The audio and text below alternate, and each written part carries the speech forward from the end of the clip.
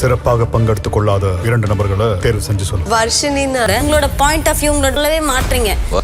ராணாவை சொல்வேன் நான். இது எல்லாமே எதிர்பார்த்ததுதான். எப்படினாலும் இந்த பக்கம் வர்ஷினி, அந்த பக்கம் ராணாவை தான் சொல்ல போறாங்க. என்ன அப்படின்னு பாத்தீங்கன்னா, இந்த வீக்கு ஒஸ்ட் பெர்ஃபார்மர், இந்த வீக்ல ரொம்ப ஒஸ்டா பெர்ஃபார்ம் பண்ணது யாரு அப்படின்ட்டு இந்த வீக்லி செலக்ட் பண்ண சொல்லுவாங்களே, அது மாதிரி ஹவுஸ்மேட்ஸ் எல்லாம் ஆண்கள் சைடு ஒருத்தம், பெண்கள் சைடு ஒரு ஆளையும் செலக்ட் பண்ண சொல்லியிருக்காங்க. செலக்ட் பண்ணது பெண்கள் சைடு எல்லாருமே வர்ஷினி தான் சொன்னாங்க. ஆனா ஆனந்தி மட்டும் தர்சிகாவை சொன்ன மாதிரி இருந்தது. மற்றபடி பவித்ரா, தர்சிகா, சாச்சனா எல்லாருமே வர்ஷினியை தான் சொல்றாங்க. வர்ஷினியும் அதுக்கு இது எதிர்பார்த்தாதான், எல்லாரும் என்னத்தானே சொல்ல போறீங்க அப்படிங்கிற மாதிரி சொல்றாங்க. அதுவும் சாச்சனா என்ன சொல்றாங்க அப்படின்னு பாத்தீங்கன்னா, அவங்க பிரின்சிபாலா இருக்கும்போது அவங்களோட டிசிஷன் நிறைய எடுக்கல, அவங்களோட பெர்ஸ்பெக்டிவ் என்னென்ன சொல்லல அப்படிங்கிற மாதிரி சொன்னாங்க. எங்கெங்க சொல்ல விட்டீங்க, அங்கதான் வைஸ் பிரின்சிபால் அப்படின்னு ஒருத்தர் அருண் இருக்கால, அவர் நினைக்கிறத எப்படி பிரின்சிபால் சொல்ல வச்சுட்டாங்க. அதே மாதிரி ஜாக்லின் நினைக்கிறதையும் பிரின்சிபாலை செய்ய வைக்கிறாங்க.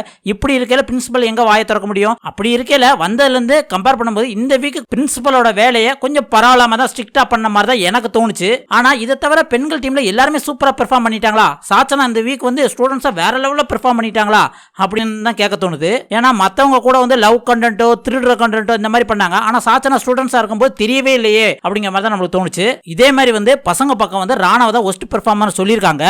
ஆனா அதை சத்யாவே சொல்லும் போது தான் ரொம்ப ஆச்சரியமா இருக்கு. ஏன்னா ஸ்டூடெண்ட்ஸா இருக்கும்போது சத்யா கூட அதிகமா சண்டை போட்டது ராணவ் தான். அப்படி இருக்கும்போது அவருக்கு கொடுத்த கேரக்டர் கரெக்டா சிறப்பா பண்ணியிருக்காரு. அதனால தான் அதோட வெளிப்பாட அவருக்கு இன்னைக்கு ஓட்டிங், அன்அஃபிஷியல் ஓட்டிங்ல டாப்ல இருக்காரு. இது வெளியில இருக்க மக்களுக்கே தெரிஞ்சிருக்கு அப்படின்னா, உள்ளுக்கு இருந்த பக்கத்திலேயே அவ்வளவு பெரிய பிரச்சனை நடந்ததுக்கே ராணவ் தான் காரணம்.